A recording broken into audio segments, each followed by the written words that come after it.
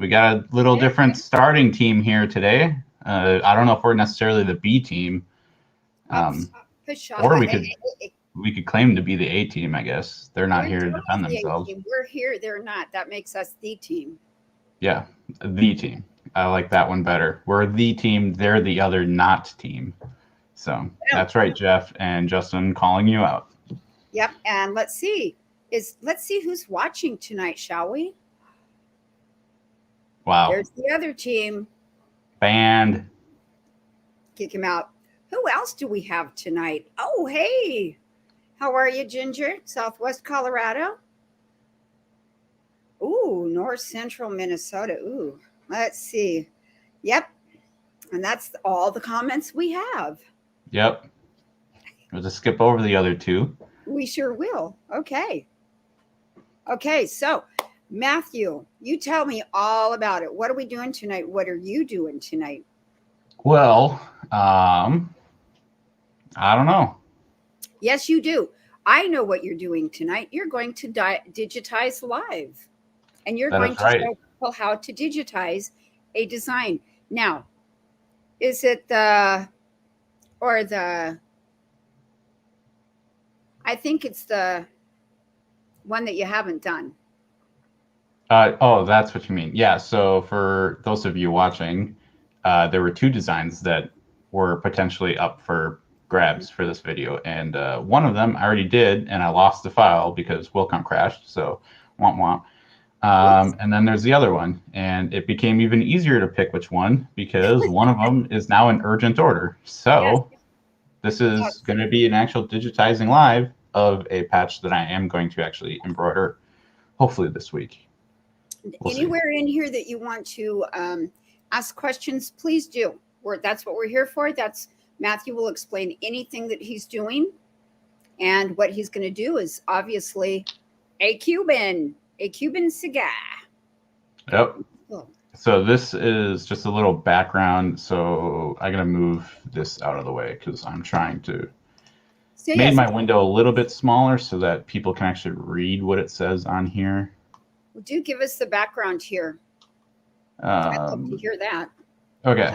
So I have attached a screenshot of the email so that you don't get the person's email because that would be bad. Okay. I don't know if you can read that. Yes, I can. Okay. So this is a pretty crude design. As you can see, it was done in Paint 3D. That's what they said.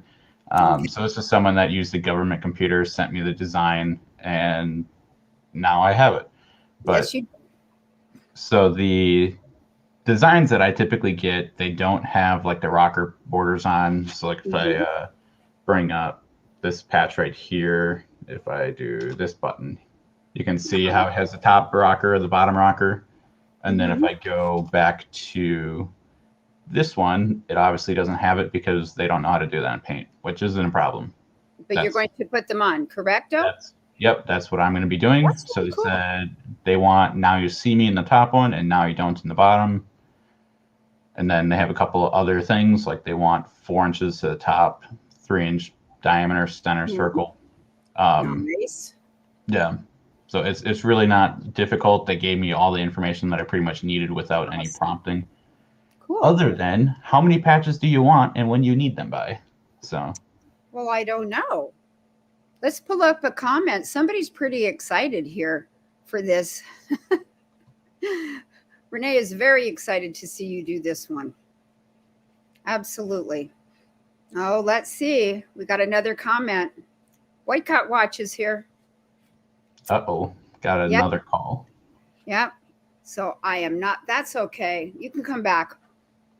Yeah, the video, it is live. However, they're posted onto YouTube, so you can watch them there. Yep. And in fact, there's a couple other lives that I did of patch designs. I don't know if I have any of them. Oh, I guess this one was also done. This is actually a 3D puff. Oh, I like with that. The other two nerds that are not on camera right now also helped with that one. Or really, they did it. Matthew, I have a question about the rockers. So when I think of rockers on a patch, I think of a fullback biker jacket with the rocker up and down.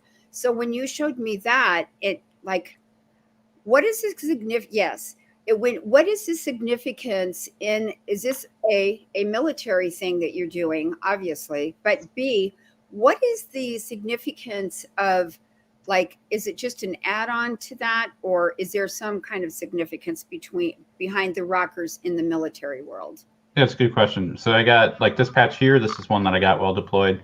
Has obviously only a bottom rocker. Uh-huh. And so that's just the name of the squadron. It doesn't have a top one. And then if I rip one off my board up here, so here's another one. I'm going to show you it through the link. That obviously isn't going to work. So this top one is the squadron now, and then their slogan is on the bottom. Oh, I see. So one is, it's either the squadron or the squadron in the slogan. All right. Yep. Now, and then there are other ones. Two slogans. The one that says, now you see me, now you don't, on the one that you're doing here. So it's not going to have a squadron. It's going to be two slogans. Correct. This is actually a morale patch, so it's not an official like unit one, which is why it has that. And then to be different from this one where the squadron's on top, then you have this one where the slogan, which is in Latin, is on top, and then the squadron is on the bottom. Pretty much says to me, resistance is futile. Sounds to me like they watch Star Trek, right? The Borgs. And yeah, Space Aggressor Squadron. So yeah, that's probably where they got it from. Cool. But yeah, so that's what the rocker is. So yeah, it is pretty symbolic to the like motorcycle club jacket backs. Yeah. Yep. Otherwise, there's other ones where they just do it in a straight circle. I don't know if I have any of those.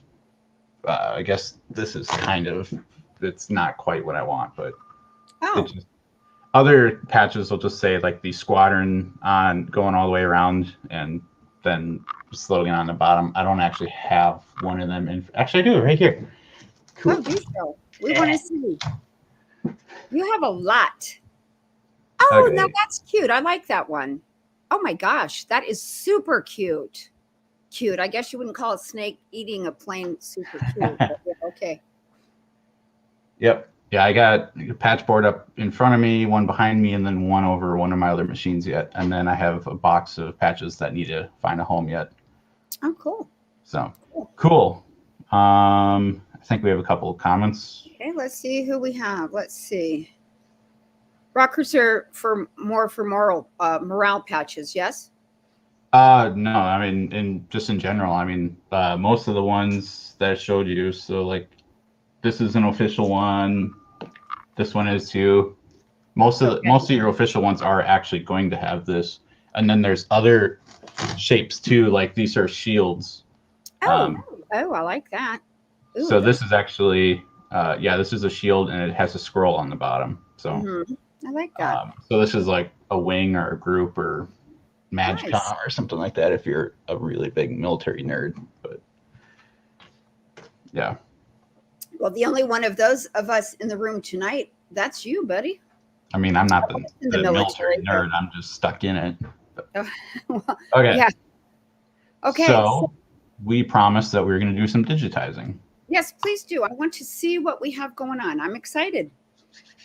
Okay. So the first thing I'm going to do, obviously, is make sure that my image is the correct size. Okay, good. So why is that important for anyone who does not know? Why is it important to size your design first? Yeah, so I started in Wilcom Hatch. It's kind of irrelevant, I guess, but the very first thing I did was brought the software in, and then I just started doing it, and then I never realized that I was doing a patch at 16 inches by whatever, and then you scroll it, you zoom it in, or scale it down, and then your points don't quite line up because you do have to kind of, if you do, I don't know what the actual like tier is that you should digitize for. Like if you do a small left chest and you're doing a jacket back, you should probably come back and redigitize some small details. Like some of these lines, like this line in the eyebrow or the brow ridge is probably not going to be a run stitch on a jacket back. Well, I'm sure of that. Like, well, here, so I did that very same thing. And I used to zoom in a lot. I didn't understand the value of measuring what I was doing until I got into some trouble and I was trying to put orders out and I couldn't get this order out because I couldn't get the design to do what it was supposed to do. And the reason was because I'd zoomed in so much and the stitches weren't applicable to what I was doing. It was just like, oh my God. So my satins should have been fills. My runs should have been satins, and there should have been 0 runs basically. And so I had to essentially redigitize almost the entire design because of that. Yeah. Yeah, I just had to swap it over to my other monitor. The cursor didn't line up on the stream. It looked like would have been a little confusing. Okay, so where was I? So we were talking about sizing it. Yes. So here's a tip for Wilcom. I found out. Jeff showed me this after I struggled a long time doing this. So the way I used to size it is I would make a circle and then set the circle to the size I need. So 4-inch, and then I would basically just keep nudging this down until I got it to where I needed. However, one problem with this art is it is also not actually circular. No, it's not. I wondered if that was purposeful. Yeah, just to make me frustrated, I guess. But in Wilcom, there is this tool right here, transform by reference line numerically. You can click that, select an element, or create a line, and I can resize it just like that. That's great. Well, I have a way I used to do it too, which is where whenever I brought something in, I would take a run stitch and draw it from top to bottom, and it would tell me exactly what it is. And then I would just tell the art, this is what I want you to do. And it would become that size by virtue of measuring. I didn't have to drag anything, which was really nice. But yeah, there's a lot of ways to get where we're going, aren't there? Yep, that's how I've done that as well. Yeah.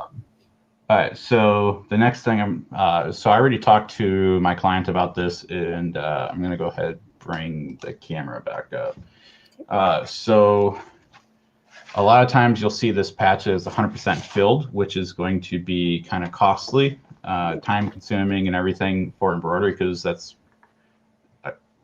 about 30,000 stitches right there. So luckily you can buy Twill Material, which I use Twilly typically for patches. So it was basically these two blues, like which one I would use.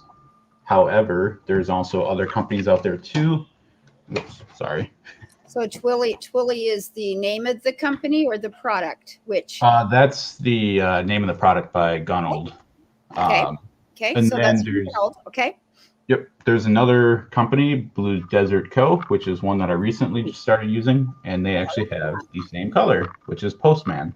So that should be in the mailbox tomorrow.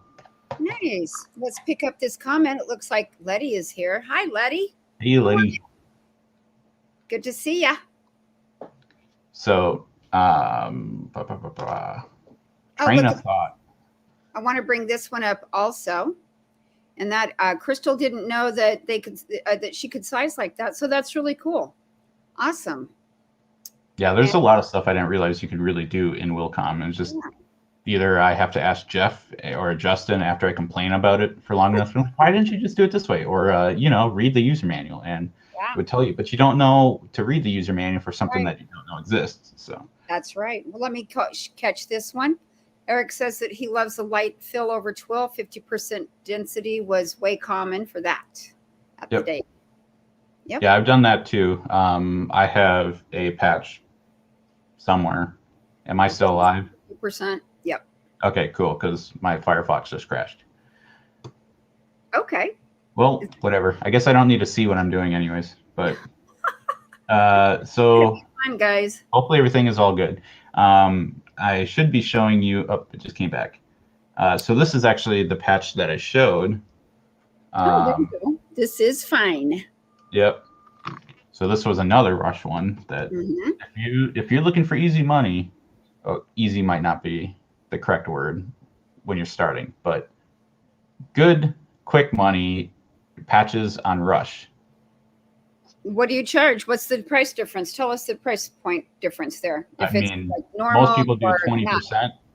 I just go by what my time is worth at whatever the cost is, because I price all my patches by material costs. I don't do by stitches or whatever. So I have a complicated algorithm that I made. Oh, I'm sure you do. Maybe there'll be a webinar or it'll be posted for free. I don't know. It'll be a complete software sometime, buddy. I'm sure of it. There'll be a website. It's in the to-do list. Next week. So okay. This is fun. Most patches are kind of cookie cutter. So like for this one, I can utilize my existing previous files, which is what I'm going to do. That's going to save me a lot of time.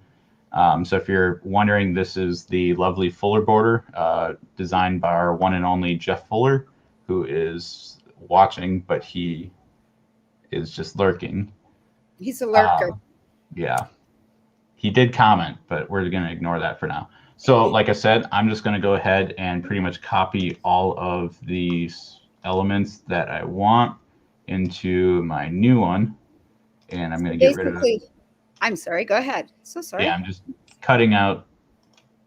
You're going to take that and you're going to take that and like you're going to take that border area, lay it over this.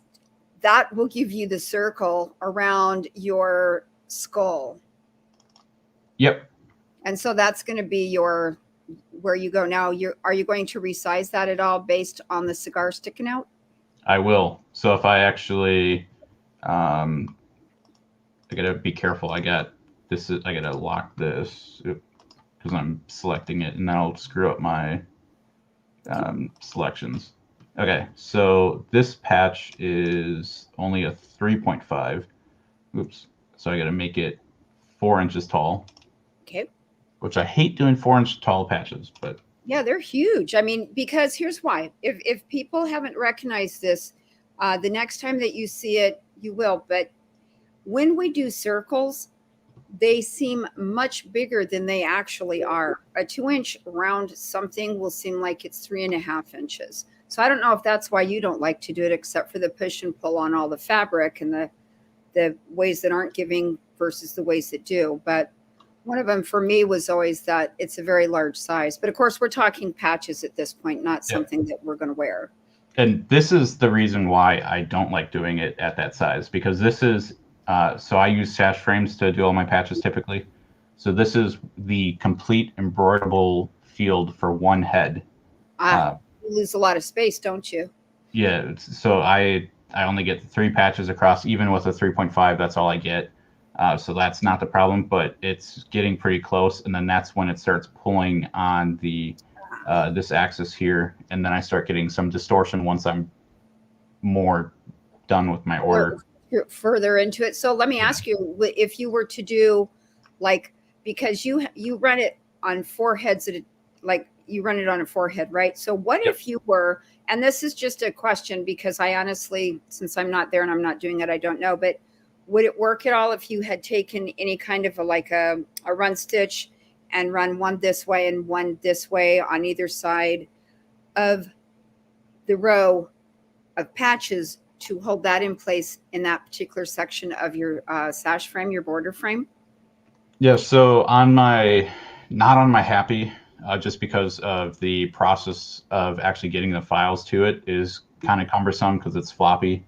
I do have the USB link and all that set up, but it's still it's a 2004, so it's a little the actual issue is that the memory capacity of it is only like 247,000 stitches. Ooh. So for my other machines, I will do the complete sash frame in Wilcom, and I'll just export it. So it'll be like a 300,000 stitch count file, and then I'll put a border all the way around it. So it'll do this big rectangle, and it'll kind of secure all the fabric, and it prevents a lot of that. But if I want to do that on the Happy, I'd have to run a separate design just to do that. Yeah, I can see that. That's then, a PDA. Yep, and then bring up the other design, and it's easier for me just to do the repeat for X and Y and just do it that way, and I just deal with it. Can you upgrade the Happy? Can you upgrade that? There is another slot on the motherboard for a chip, but When I talked to TexMac, they didn't know what would happen if I put in another RAM module. So we're not going to do that. Yeah, I guess. But yeah. Mm-hmm.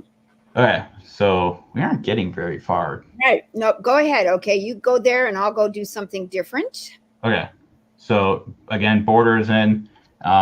Depending on how I am actually going to do this, sometimes I do the fill in the background, but obviously I'm not going to do a fill in the background right now, considering the fact that it's just going to cover up and there is going to be no fill on this patch. So when I do my patches, I always start from the background, or the furthest away from the, or like the lower I don't know, what do you want to call it? It's the furthest away. It's like in 3-dimensional, it's the furthest away from your line of sight. It's the deepest point. Yeah, pretty much the first thing that you would embroider. So like, I could start with the smoke, or I could not do the smoke and try to hide that underneath the border. This is kind of what you call the planning phase. We just take a couple minutes to look at it, decide how I want to do it. Very important phase. Yeah. And then one thing I did not do is lock my art, because otherwise you can move it around and it will screw you up when things don't start lining up. Same with the border. Even though I might not leave, I might have to change the sizing of the border and just lock it and get it over with. I also didn't do the text either, but whatever. Text is these kind of guys might get a patch by sometime. Yeah, right? I mean, what? They might get a patch sometime with something on it, right? Yeah, I'll just have to put it through the printer and print it. So one thing I found that helps me with digitizing is doing a lot of the small objects that aren't really the main piece. Kind of makes the design look a lot more done. So I might actually start out with this star here, because it's one star, and once I do one, I did 3. I see. It just makes it look quicker, or makes it feel like I'm going quicker and actually doing something. Obviously, we're digressing a lot. It's almost 25 minutes in, and I imported a graphic before the live, and I stole the border from another file. So let's bring up Eric's comment. He has a nice way. Farthest away from the picture plane is what I always tell folks when teaching dimensionality. Feels like the age of Aquarius. Oh, here's one. Do you or after you digitize your objects? I can tell you when I would do it. I pathed after digitizing. I wanted to get all my work out. It was like a production thing. I would go digitize, and then I would go figure out who was going where, and then I would path and give it a good go. And if it wasn't acceptable that time, then I would just do whatever I needed to do. So for me, I pathed after the fact. How about you, Matthew? It kind of depends. If I think about doing it during, then I'll do it during. Otherwise, sometimes I will just do it after. A lot of times what I actually end up doing is I'll have the complete patch done, and I'll see that I have 70-something trims, and I'm like, oh, you're running that. And then I'll go through color by color, and I'll copy it out into a new file, and then be like, oh, there's 9 trims in this when there should only be like 2. And then I'll path that, and then I'll go back to the next one, grab the next color sequence, throw that in. I'll be like, oh, if I move that color up, because I already have the objects, it's just resequencing it. Yeah, and it looks like Crystal also paths after the fact. So, well, we've got 1 point of 1 star. I'm feeling good. I'm feeling good with this. And then, so I could make Jeff like lose his mind by doing it like this. Yeah, you just made mine hurt right there. Yep. And I can rotate it to negative 91 degrees, or I can use the tool that he would much rather me use, which is I would rather you did too. That makes me feel better. Do not merge. So obviously, wrong key. So they obviously have a white and a black part of that. I could tell them, hey, I can't do that, or I could actually just go ahead and do that. Cool. I like you're going to go ahead and do that. Good job. Let's do a measurement on this and see how. So it is 1 millimeter. It's going to get pretty small. Ooh, that could be tough, but you can do it. What's the small? So what's your widest width at the bottom is 1 millimeter. What about the top? of the star? I mean, it's obviously going to go to nothing, but if I terminate it early, 0.3 is pretty much what I just did. And I'll tell you what, we have Jeff commenting. This is a big one now. T. T. Got it. He just tried to help you from his end. Thanks, Jeff. I'll just go ahead, turn everything off for him. Just use the trims. You got to figure out what I'm doing. Okay. Let's see. So I'm having a complete brain fart. So I can do that. Or I guess I could have. Okay, it just had a stroke. Okay, it's back. We're going to go ahead and just slide that off. I guess I could get rid of those too. So I could knife this. I can see a problem coming up. So if I just cut this straight in half, it's going to look a little weird. That is not going to be okay with me whatsoever. I'd say, Nope. You know what I'd do? I'd tell these folks, you know what, good peoples, this is a one color thing right here, right now. Because that's going to look whacked when you have two, because then you're going to have two satins, then the line down the middle, and it's too small. Yep. Not happening.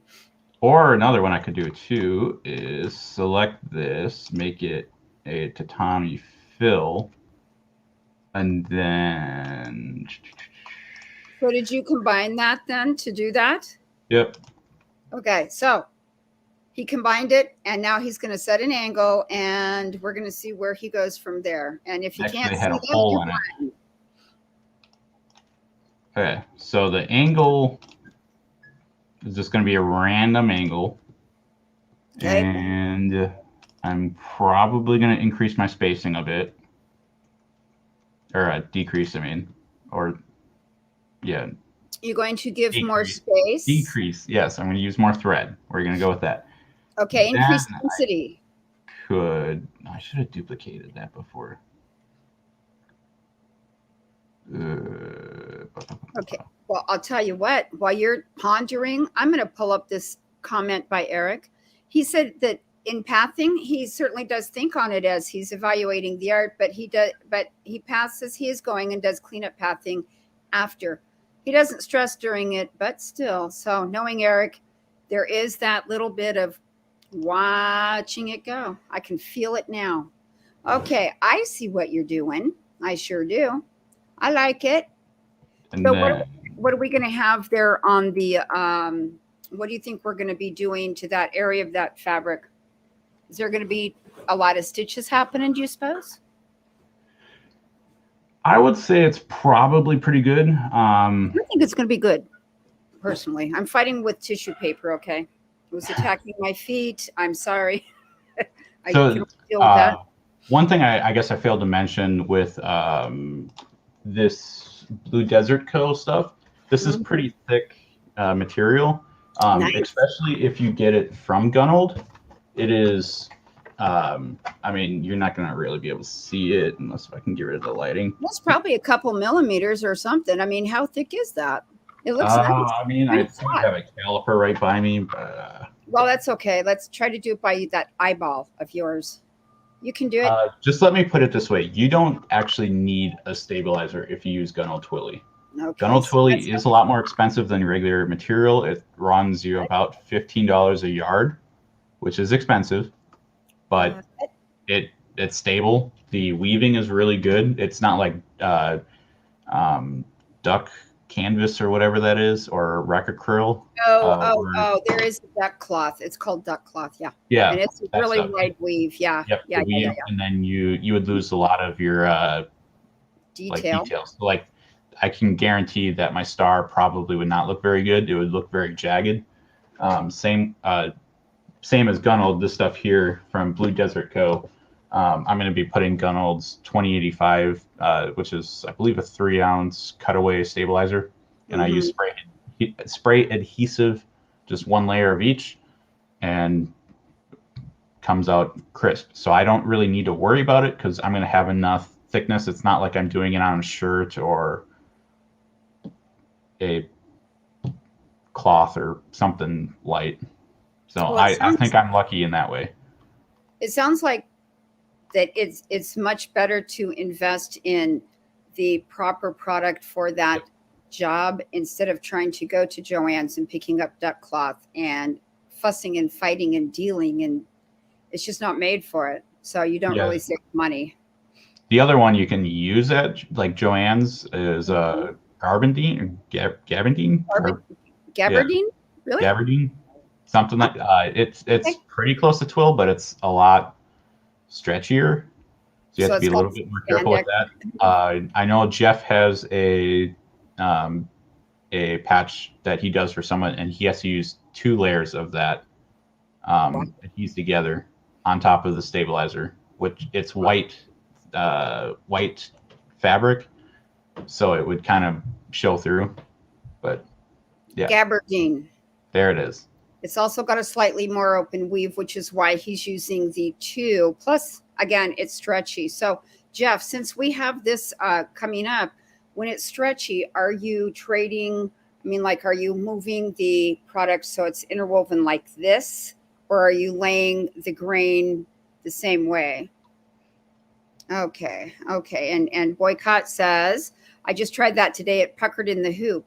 Okay, so Jeff, come on back and tell us more about this stuff. People want to know. Puckered in the hoop. I got to think about that. Like, I have to register for some reason. Okay, so what happened was they were sewing and it puckered. The stitches drew it in. So I'm thinking that there wasn't enough. Yeah. Okay, let's see. So what I do when I actually do that is I run a complete outline of the patch. Okay. And then I will sew the entire patch out. Mm-hmm. And then I typically will run another outline, and you can see how much it distorts, but that's also your cut line. Because if you run your cut line first and then your patch, it's going to be off. And especially if you're doing a circle, it's not going to be circular. True. That's what I do. Or a very open tatami fill with no underlay. So like a 5 millimeter or 4 millimeters open tatami fill, just to kind of stabilize it from shifting, and that'll kind of help with puckering. Or another thing too that I did find a very problematic one is, say I have a 3-inch circular patch that I'm doing on that material, do that 3-inch run stitch and then go outside of it a ways to like 4 inches, and I just did like a zigzag or something, just sacrificial stitches that really held it down. Sacrificial. Okay. So basically, Jeff fuses it. So that's the deal. He fuses it, and he has 2 layers. So by fusing it, it takes out the stretch. So it makes it very stable and immobile. So, and Letty says that she was thinking twill is more of a solid cotton. There's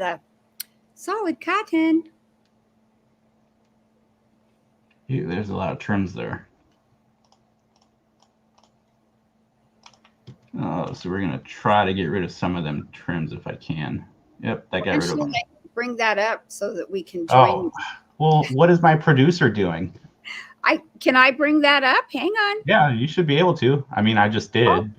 Okay, there we go. Okay, I'm producing. Got to take the training wheels off. Okay, I'll undo what I did. So that's what you done did. Yeah.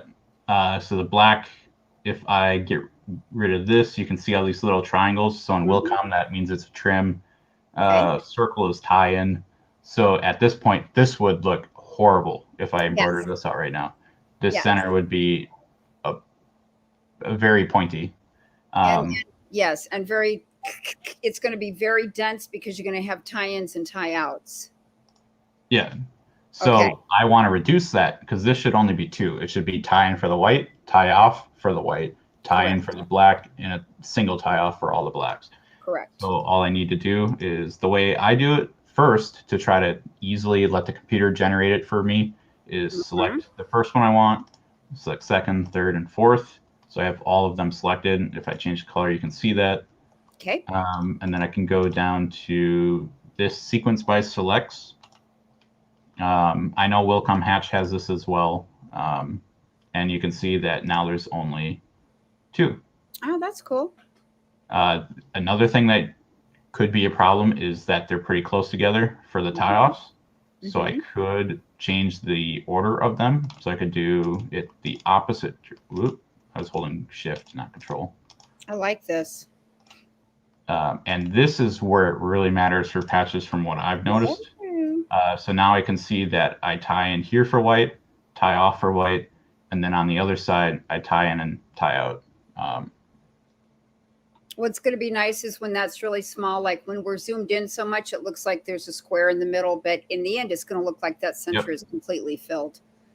Yeah, I had, I mean, I can pull up designs all day and show a very similar thing, but it was a star for the rank that goes on the uniform, and there's a bigger gap than this in the software, but the software lies. I forgot what Eric's slogan was, that the screen is lying to you or your software lies.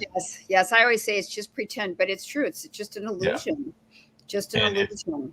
Yeah, and you got your push and pull comp. So yeah, I just want to bring this up because we're on that subject of twill, and apparently, which I didn't know this, so this is good. Twill, depending on the type, can be really stretchy or really stable. Since we have you, Matthew, and you're right here, what is making, or Jeff, somebody tell us. I'll be right back. I'll just grab some. So why is it either one or the other? I'd like to know why. Why is it? I mean, is it a particular twill that they put spandex in, or whatever it is that they're doing? I think we're going to get a snippet. I'm not sure, but I think we are. Let's see. What can I do? Okay. These glow in the dark. This is fun. Glow in the dark. If it was dark in here, it would be green. I'm just keeping us entertained. I'm back, as you can tell. These don't glow. So this live is very quickly going away from digitizing live, but I think it might be a little bit more. This is important stuff. Okay, so this is twill from Fabric Wholesale Direct. You can see it's very light. This is exactly what you get off the roll. Beyond my printer, I have I don't know what it is, like 60-inch or something roll of this. That's what I use primarily for my Happy because it's the full width of the sash. Okay. But yes, it is very light. So I need to use a stabilizer, this is Gunold's 2085. And that's all I use for most of my patches. Just what you see here, obviously with spray adhesive. Then there is Gunold Twilly, which is this piece of scrap that I got. Too. Look at that. And see, it looks like it has backing already on it. Yep, it does have a backing. And if you asked the question before, so I will answer it, presuming the battery is not dead. Okay, I want to know. And we will go into millimeters, or not. I'm just going to have this little comment. So Twilly is 0.6 millimeters thick. Oh, wow. Look at that. 0.6. And then if I go to the Fabric Wholesale Direct, it is 0.3. So it's literally half. And then I bet you if I look at my stabilizer is 0.3 as well. So it is. Yep. So the stabilizer plus the twill from Fabric Wholesale Direct equals the same length or width of or thickness as the Twilly. And usually I also still put the stabilizer on the Twilly just because I have it. That's important. You don't have to, but and then so this is you changed the view on me. I did. So this is also Twilly, just one layer Twilly. Marrowed. Yes, that's marrowed, right? Yeah, I marrowed it. And it is stable enough to marrow. Wow, that's nice. So that's a really nice thing with it. I think Stalls has stuff too, but yeah. So I think we can probably go back to digitizing unless anyone else had any questions. Well, I've had several behind the scenes. Not really. I'm not really being honest about that. Okay. So if you remember how before I said that I digitize one item that I can quickly go to the next one, and That would be it. yep. So now I have that. So bring up back my artwork. What I can do is duplicate this whole thing. So I can put it underneath the marrow border like they have. However, they don't actually have it under the border. It's because they didn't send me a circular artwork. Right. So I didn't have will it do under. an executive decision and move it in. And I agree with that for a few reasons. One is that it seems weird to have a tip of the star cut off. That just is like too weird. The other thing is that it would mess around. It, like, for me, it would totally detract from that border. My eye would be drawn there because it would seem abnormal to me. Yeah. The only reason where it would be nice to have it under the border is I can hide my I can either run into the design or I can run off from this. But you could move it close enough that they would never see that and do And that. I So there's that. probably will do that. Yeah. And then the next thing I'm going to do, because if I got to remember where this is, Docker's design properties. So normally I have an ultra wide monitor, so I have like all of these panels open and I can see it as I go. I can kind of get a reference. I don't know if you can read this well, but I'm at 9 trims and 6 color changes already. So I can actually go through here. Looking at the stars I just did, especially with patches, you don't want to do too many stitches, then come back over and put something on top of it that you I was need to just do going to ask. after, because Yeah. it is going to shift. So I would not do white. Let me bring my artwork back up. So you So wouldn't I do would not white do the with white white. star, then move into the skull, and then do all the black at once. Because as soon as I do that white fill, it's going to screw up my registration. Mm-hmm. And that's originally how I started doing patches. And then I would actually sew it out and be like, well, this looks like crap. And then I would scan it. And then I'd be like, okay, well, it moved like 0.2. And then I would go in my software and move it 0.2. Oh my God, you're killing me. Yeah, there's no one training. So No, sorry. but it's true. It's true. It's like, I know. I literally had one guy say, "Jerilee, you should not be digitizing." All that did was make me fierce, and take every opportunity to become one of the best I could ever be. I was like, "Yeah, I should," and after the end, I should. But yep. Yep. And then, so yeah, as I was saying, you don't want to do too many stitches of one color, then come back. Yep. But in this case, if I'm only doing stars, this is 247 stitches per star. It's really not going to distort the very Nope. I heavy agree. material. So in my case, I'm going to go ahead and hold control and just select all of the whites. And I'm going to sequence by selects. And dear Willcom, if you are watching, please allow us to create our own keyboard shortcuts. That would be very helpful. And there you have it. And now if I go back, I think it's Alt P. Yep. I now only have 2 color changes. Cool. And why is there a heart? Where? Well, in your software, but you can. Oh, it's basically them saying that it was we love it because it was designed in Willcom. If I import a DST, it'll be a grade C.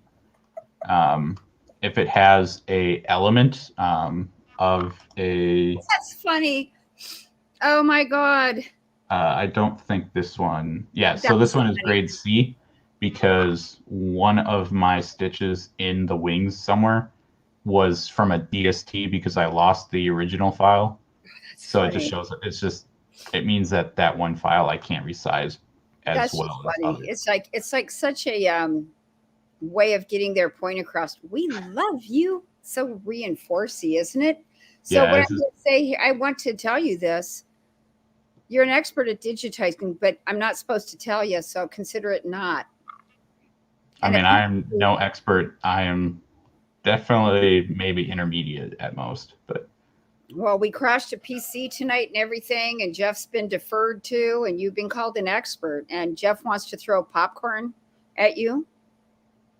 What is he telling me to right-click and drag?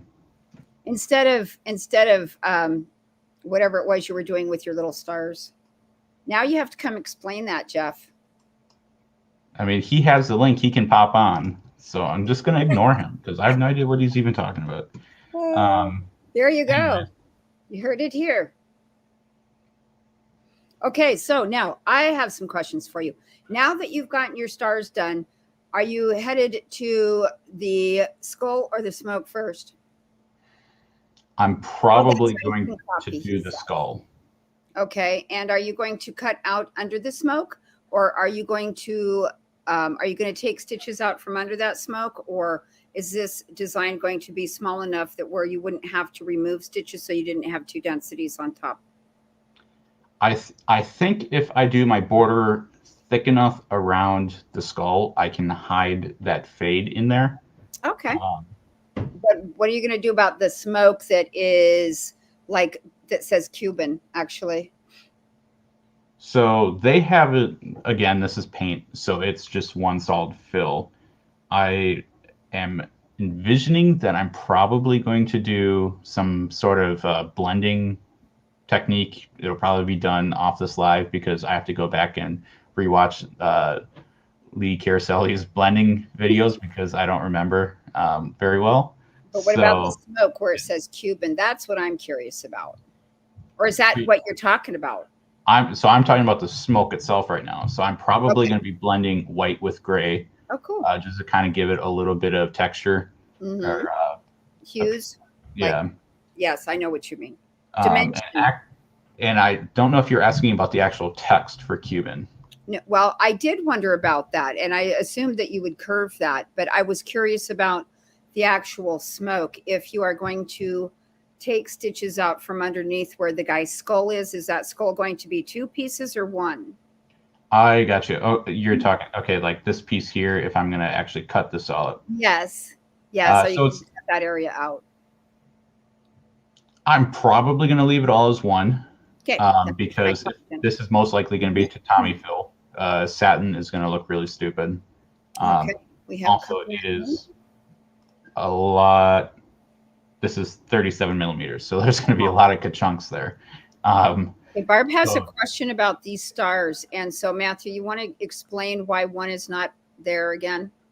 Yeah. So the star over here. Let me go ahead and do this. So if I move this back here. It's going to be underneath the border. Mm-hmm. And it's just kind of a visual thing. And the biggest issue, I guess, is if I actually undo that and I unlock this, I can show you why I moved it. And if you drop that artwork out, it'll look normal. Yeah. If I actually make it this circle actually circular, it moves it pretty close to where it should be. And actually, I could probably just leave it like this and call that a day. And the other thing, Barb, is that he has artwork under there. And so the stitches that are in 3D right now make it look like there's two stars, one over the other, when actually one is laying over the image in the background. And so that's why we got that 2-star effect. And Crystal just wants you to know that, along with Jeff, when you do the right click, it duplicates the object when you right click and drag it. That's why Jeff is throwing popcorn at you.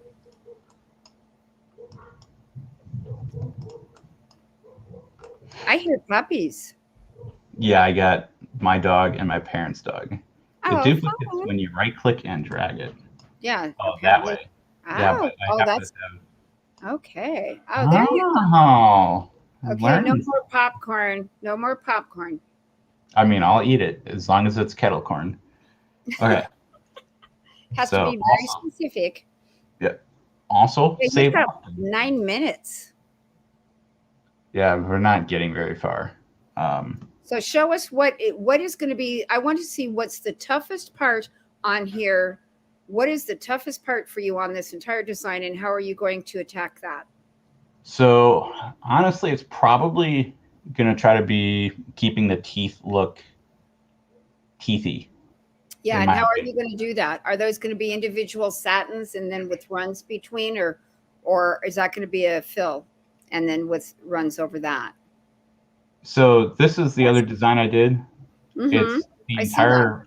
the entire background here. If I just make this one color, this is just one tatami, Oh, I and see. I use the run stitch and Ah, put that's it out cool. that way. Okay, so you might do the same thing then with this skull coming I up. might end up doing that. However, I think it was different color. Yeah, because they get a little bit of shading in here, so Oh, they they get do. Mm-hmm. they get kind of a gray in here. Yeah. But I also could try to use to blend the entire thing, but I don't want to have too much blending in it. I don't think, because this is a morale patch. It's supposed to be kind of cartoonish. Yeah. And then if you are trying to blend it, you're probably doing that to be a little bit more realistic. And this isn't exactly a realistic or anatomically correct skull either. Yeah. So it's And kind it has of, an it would get upside down confusing. heart. It's got a cute little nose for a skull, don't you Yeah. think? Yeah, it's like what I look into anytime I look at it. I know. It's like, wow. But I pull up this design here just to kind of show how where's the stitch player? There it is. Okay. So I also need to know where my stop is. Okay, I'll just do it this way. Okay. Ooh, So fun. I did. Look Sorry, at what? that. I said, ooh, fun. Yeah, all of that blending was done in Willcom using the tools, so Nice. nothing fancy there. But you can see I like how I it. just kind of worked in Mm-hmm. and around, and then I did the black last just to kind of hide everything that looks kind of ugly. I like how you got that dimension there under the teeth by coming in with that darker brown, and then you went over it with another fill, but it gave the teeth like kind of sticking out more from I mean, like it looks flat, but I can see from here that it absolutely wouldn't be. Yeah. Yeah, in person, yeah, you're right.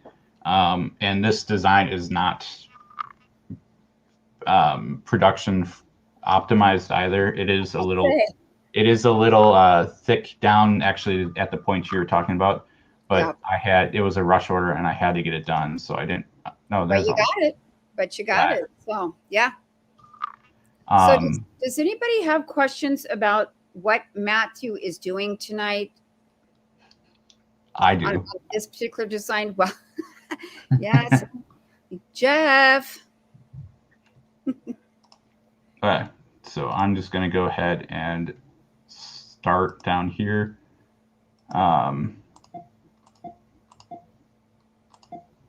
And so are you, this looks to me like you're using the satin punching tool. Is this correct?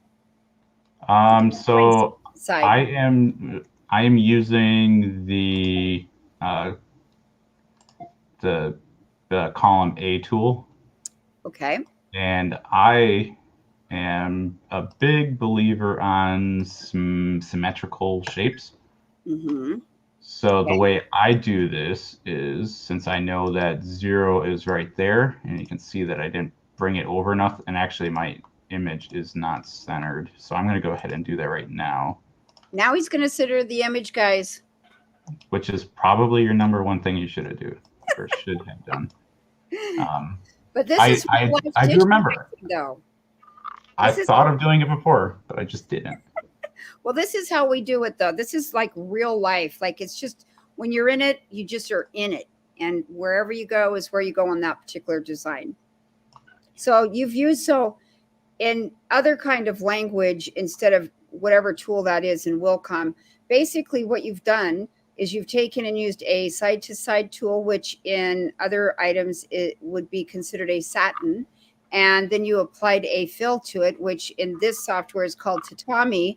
And now you've duplicated it. You did half of it. You've duplicated it. And then you flipped it so that you cut down on half. He just cut down on half the digitizing, if you guys saw that.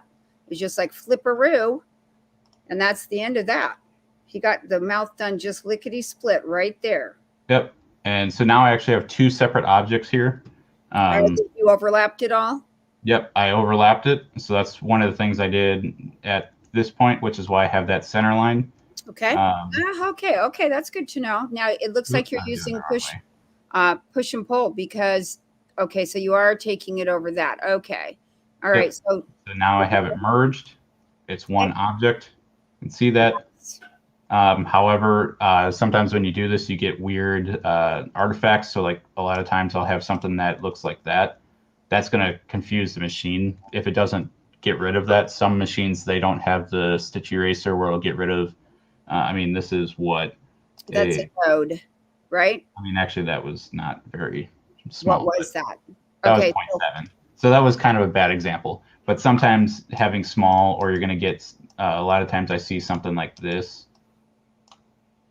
when I do that method. Okay. I don't know if you can actually see that well. I can, but I have not ever seen that. And I'm wondering why that would be, since they're overlapped. I'm wondering why it would like not read this one is happy and it's just like that one. Why is it fussing like that? It really just depends on how well you overlap it. If I'm in a hurry, that's when I'll really see that. Okay. So I just go ahead, delete it, and then make a single node, and then I'll go up here. And this is actually, this is an example of what I meant. I see. You can see how it creates a notch up. Yeah. If I go and just simply delete these two, and then I'll just get rid of those two, and then it kind of smoothens it out. Okay. Okay, guys. So basically what Matthew's been doing is removing nodes. He took these two pieces, then they were combined, which made it one piece. So as if he did it in one piece. And then some of the anchors and nodes, the nodes are the parts that he could move around to affect the shape. They got confused. And so they mashed onto each other, and he had to go in and remove some manually. I don't know if I moved this accidentally, but it's a little off, but problem solved. Yeah, problem solved. Just like that. And okay, so I got that part. Mm-hmm. Okay. So now, I have too many keys going on.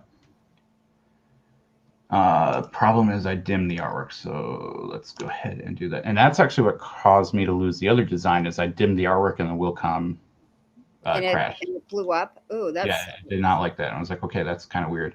That really sucks. How often do you save your artwork, by the way? I mean, not your artwork, but how often do you save your work? And as a digitizer, which I don't do anymore, but in my past life, I was pretty wild about that.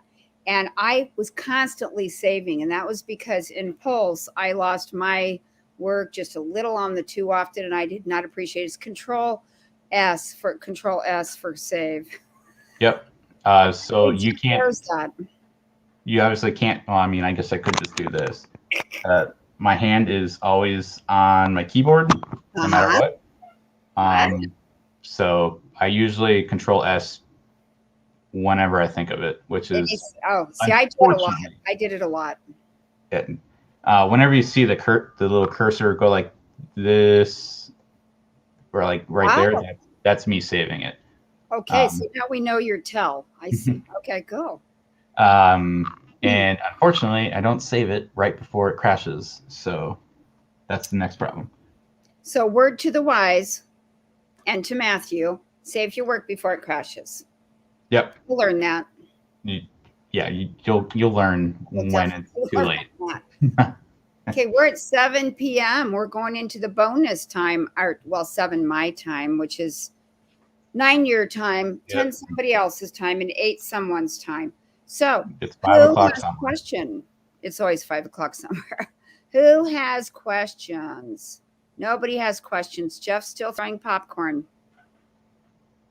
Okay, so now I got to think about the next layer of what I'm going to do. So the actual like jaw, or not jaw, that's down here. The cheekbones, which is this entire shape right here. Yep. That's probably not going to be my next one, because I want that to overlap the actual top of the skull. It's a good thing my wife is not here, because she would be mad that I haven't watched enough Bones to know all the bones. We're getting check-ins with everyone here. And it's 7 p.m. my time. Oh, well, it's 7 p.m. Justin's time, because I'm on Justin's time. Am I not on Justin's time anymore? They don't do daylight savings there. Right. So we should have we all fell back. That's right. And actually, I want to go... This hurts my brain. We need to stop that. I vote that we stop that. Oh, I clicked the wrong tool. I was so confused why this was being all weird. Well, because you're on camera and you're trying to do something, of course. Yeah, that's always how it goes.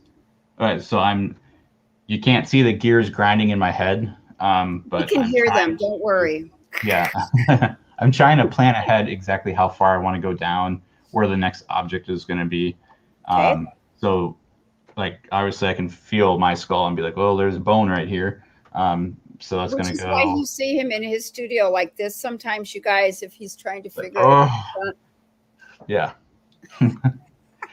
So I'm trying to figure out the best way to not create so many layers, because the more layers you have, the more bulletproof your patch is going to be. And if you're a perfectionist like me, I get burnt out a lot quicker when I have to send out a patch that's like this, where it's a little thicker than I want, but the end customer is like, man, that's so cool. They don't actually care, but I do. Yeah. I hear you. So are you going to use then Lee's technique of lower density to like put in one layer and then one layer and then one layer until you get where you need to be? I need to experiment with that, because I saw that on the webinar, which I think we have a link somewhere in wait, let me go find that. One moment, please. Hang on. That's my job. One moment. Just a second. I'll find it. If I had to recall, I believe it's under example banners, because I'm not very good at naming things. Okay. Well, I don't seem to have that kind. Oh, example. Yes. Okay. Just one moment. Also, I have is Balboa Threadworks. Ooh. Okay. Okay. I will go look somewhere. What am I looking for? I'm not sure. So I'm not going to, because I don't know. Because I don't see it in here. Right. Where? I saw it right here. Where'd you see that? Where'd you get that? That's not in my little menu. It is too. It's under banners, example banners, and it's all the way at the bottom. Oh, that one. Yep. So if you guys haven't seen these webinars, Lee Caroselli, the master of blending, not even self-proclaimed, just officially proven by work. These webinars down below, well worth it. Well worth it. I probably didn't play it up enough, but it is, the amount of information and the cost of it is through the roof. If you have not taken any of Lee's class, I'm one of the 10% of the people that when I stepped out, I was one of the 10% in the country digitizing like her. Now there's maybe 15, 18% of this country, maybe, if she's reached that many people. Lee is one of the world's beyond compare best digitizers. The videos are, what are they, Matthew? $20? Yeah, they're $20 after it's been aired live. Mm-hmm. And if you have not ever studied with Lee, I have studied with her in person. She changed the way I digitized. She changed my life. She changed my embroidery life because of her ability to blend. So I will play that up as much as possible. Okay. So we are obviously over an hour. Yep. But as long as people are asking questions and are actually interested in this, we'll keep going. It's just going to get slower because I'm getting tired. But yeah, so I got this. I also threw on a Florentine fill effect. Okay, please explain what that is. It looks to me like it's going, so it's kind of curving. Yep. So this, I undid it. Mm-hmm. Hold on, too many keys. Okay. So you can see here the stitch angle is just pretty much running straight left and right. Mm-hmm. However, if I go ahead and click the Florentine effect, you can see how they really curve. That. I like that. Trying to think if I got. Let me pull this off so you don't have to see all of the patch or the customer. Well, let me help just a moment. And we're going to bring up this comment. Lee's an amazing person. She's one of the biggest influences in my embroidery career, especially over the last year or two, and that's a fact. You have to get there to get there, and once you arrive at Lee's team, there's no going back. You're done for. Oh, I see you use that very same fill, the Florentine fill on the mask. Yep. Cute. So the mask, I did that because originally I tried to do like the lines to show like the riffles of it. I like this. It got a little too dense. I can see that. And yeah, so this is a Florentine effect. So you can't, or you might be able to see it right here. We can. Can you drop out what? Oh, I see. So you're showing us the angle line. Yeah, I really like that. Hide others. There we go. Now, can you slow stitch that by chance? Will it do it? Because these are actually watch. It does jump to just that. Interesting. Let's see. Okay, so it's going to show us the underlay. Oh, here it is. Any minute now. Yep. And then you can see that. I love that. Yep. Nice. And that's what it's going to do. I guess I could have just showed that on here. That's really cool. And one thing with these things, guys, is that you can take any of these tools and you can, like, I made an incredible design using a similar tool, but I put a lot of space between the stitches and it was off the hook just because everything flowed with the petal of the leaf. So use your tools. You can go a long way. Okay, so then the next shape I have is, so I'm going to do this really quickly. I guess I could probably, just actually do it. We'll bring this up. We've got Valentina from Bakersfield. Hey, girl, how are you?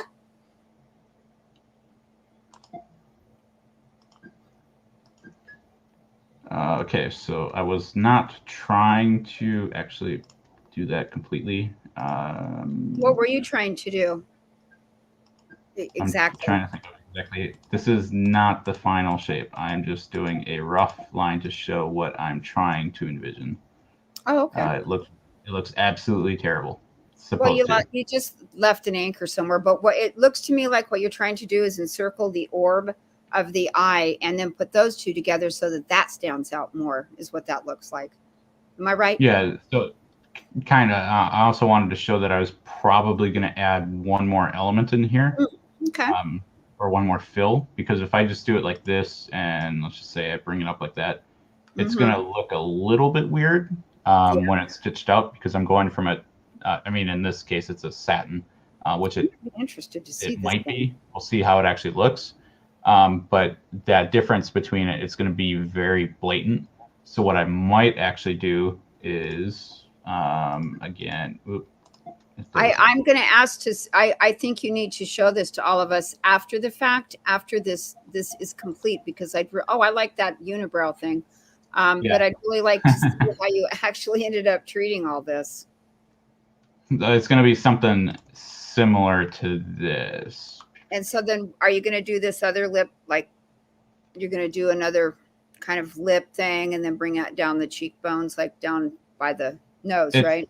It's pretty much going to be exactly how I did it here. So this is a color, and then I brought it back up. So, and actually you can see that I have this piece here too. That's actually, I should have just did this. This is exactly what I was. Oh, I see. Okay. All right. So, because then I can get a little bit more dimension in there instead of just having a standard flat fill. I could just go and select this entire, well, that's not even it. And that, select that, and that. Oh, not that one. And I could just merge it all as one. I could do that. That's typically what you're going to get with your $5 digitize 1 hour service. I put a lot of time into my patches. I spend way more time digitizing than I probably should. Ooh, Black Friday savings. They have a lot of dimension, which is something that you don't normally see. Yeah, and that's what I'm trying to go for, because I price my patches a lot higher than what you would get especially if you went overseas. And there's a reason for that. It's because of the dimension and the time that you're taking to put into it to make it stand out. Garbage in, garbage out. Yeah, pretty much. All Anybody right. have any questions out there? We're at 7:12, and Matthew's just about tuckered out, I can tell. Yeah. So does anybody, we're going to wrap this up. We got just a couple more minutes. Does anybody have any questions out there or comments or anything like that? Yeah, we got to wait 8 seconds for people to that's hear right. what we I said. keep forgetting. Yeah. I get reminded every single broadcast though, but I do forget that. Well, we're really glad that you guys come to these lives. These are really fun to do, and we as the folks behind the cameras have a lot of fun doing them too. So we're glad you're here. All right. So Weird. Jeff sent me something to share. So Jeff I sent will something to share. What did throw Jeff that in. So there's a link that I just posted in the chat, and I am going to steal this. I guess that works too. And actually that works pretty well. Good. Okay. Thanks. What is this for? So, Facebook, it did not post. So if you're on Facebook, yeah, you're gonna have to type in the link. Luckily, it's using our in-house URL shortening software. So you already know it's embnerd.com. If you haven't been there, check it out. And I can also just. What will we get for this QVG by F? What is going down there? Okay, let's. Oop, that's not the button. There we go. Okay, so Jeff has put up the nerd file. Obviously, we're all embroiderers here. You can embroider it on your own hat. There's no need for us to try to sell you merchandise that you can make cheaper. So this is kind of one of the ways that we're looking at kind of funding things in the future. If you don't know, we're going to shows. You can meet us there. Have some real almost like one-on-one discussions with us. For some of the people who were with us, like Letty, she was there at ISS, got to meet us all, or we got to meet everyone. And I think that's probably the most fun part of it. But you show up wearing these nerd hats, you're going to get instant street cred. That's true. Yeah. And then you're a lifetime member. And I got mine right here. I don't have one, but yep. So there is that. I'm not wearing it right now though, because I paid for the swag. I need you to buy. I need one of them swags. I'm gonna pay you, buddy. All right. So you know what? We're right at 7:14. Thank you guys so much for staying for our bonus time here. You guys are awesome. Yeah, I think this was a fun live. Despite the fact that I said I was going to digitize, and I feel like I didn't really do a whole lot. But you kind of did, and you showed us a lot of ins and outs. You treated that patch a lot differently than a lot of people would have, and you showed us where you're putting in that dimension and why we want to take those extra steps to put in dimension. It makes our work pop out. It makes our work stand out. And there's a lot of folk out there in the industry, folks. A lot of folk. Okay. Yeah. A lot of people embroidering. Everybody who wants to be an embroiderer can be an embroiderer, and you can stay an embroiderer. How are you going to do that? You're going to make your work stand out. And that's what Matthew does. He wants it to stand out. So you need to make that happen. Get seriously into making lots of dimension. And we can't wait to see what you pop out for us soon. Yeah, I'm excited to get these patches done and then finish the other away, right? 13 orders I have left before Christmas. So, yeah, I think that's pretty much all we had. I shared the hat file. Yep. Is that all the comments? Yep, we're done. They're done with us. Cool. And then just for a little time's sake, since we still have a lot of people, again, the blending webinars, highly recommend it. Highly. And then if you are interested in doing 3D Puff or just curious about it, Justin has the first part for 3D Puff that basically, it even shows you how to hoop a hat, which for someone like me who has never hooped a hat, the most I did was I installed my hat hoop on my, Jeff installed my hat hoop on my mirror machine table. So and he has show never me how really to done hoop it. anything with the hat at all, folks. Zero, nada, nothing hat. Don't ask me how to do it. So that I would just be watching the Go video talk to and be like, this is exactly how you do it. But yeah, I highly recommend that one. Yeah. And Come on then over to the group. I guess one more thing to mention is, so if you've been watching us for a while, you know that we do the Digitizing 911. Yep. If you have a design that is sewing out like crap, or you're breaking needles or wasting material or just whatever, Don't know what to do. send it to the email below. And in place of this webinar, which is super disorganized, we would, or not webinar, live. See, very great. I'm organized. I'm a button pusher, but we do have a request from the Jiffo. He would like us to say something about applique getaway. Yeah, my brain is all scrambled, so I don't remember when that is, but there's something out there called applique getaway. It is, Jeff. When is it? Yeah, so our very own Jeff and Justin are both hosting a class in it, I believe is a proper term. This weekend. And yeah, and it's going to be great. And if you didn't see the event in the Inverter Nerd group, there's also a blooper reel, which is probably what I'm more excited for. But Jeff doesn't know either. He said next weekend. Well, this weekend. Okay, I think Letty has us more. It's this week. Letty, what are the dates these guys are going to be teaching? Let me just pull up the calendar. The 13th. Ooh, maybe. Okay. Something going on. These guys know that they're doing it. They just don't know when. And then I guess I'll do one more plug. Okay. We're going real heavy on the plugs. The Discord. If you aren't in it and you're a little bored and lonely at night and you're like, man, I wish I had some friends to talk to, you can hop over to the Discord and you'll be like, don't know who you're going to find. Could be that guy. There we have, I think we're pretty close to 100 people in the Discord. It's basically a tight-knit community. There's only 2 people. I mean, what? That's not true. There's 6 of us. There's 95 people. So if we can get 5 more people, what do we get? Then we'll be at 100. And yeah, just click then we get 100. Do the link, join. You'll see that there's a lot of things in there. Sometimes there's even secret things in there that only those in said secret group.